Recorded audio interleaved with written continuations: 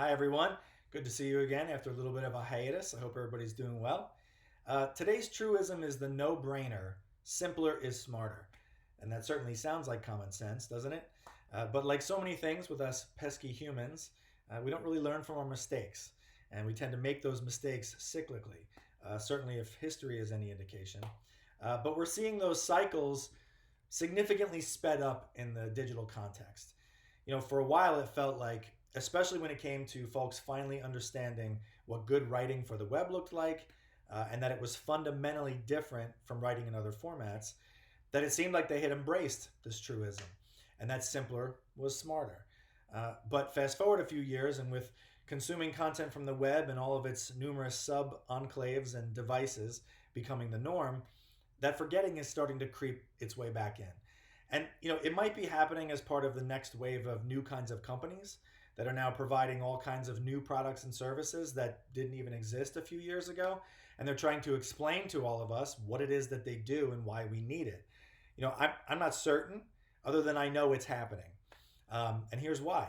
I've had several conversations lately with folks that are leading startup organizations where I've asked them what a certain branded term or phrase means. That's often like in an interface that they've created, and then they go into an explanation that's very simple and well rehearsed.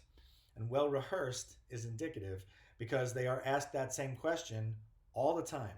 So that should be telling them that they'd be better off using some version of that explanation instead of the term or the phrasing that they're trying to make happen, at least until they become a household name, to the point that people understand what Googling or tweeting means, right? So, we see this happen in terms of branded phraseology that people aren't familiar with, but we also see it happen in terms of technical and industry jargon. And but interestingly, no matter your audience, it is always best to lead with the simplest, most straightforward, and most universal explanations and metaphors. That's how you foster understanding, usage, and adoption. Now, if it's important to your target audience at some point to see certain jargon, right, to check their internal boxes that you know what you're talking about, okay, then put that in more in-depth help or explanatory text. I know that this is sometimes important because in our field as digital designers and developers, it's important. Many folks that we talk to about potential engagements, they do indeed have a figurative or in some cases literal checklist of things that they want to see on our site or hear us say. So that can absolutely be critical to a purchase decision. I get that. But what I also know is this: when we're being hired, we are being hired to make things as intuitive, clear, and frictionless as possible for the customers and employees of our clients. So, what better way to demonstrate that ability than to practice it ourselves?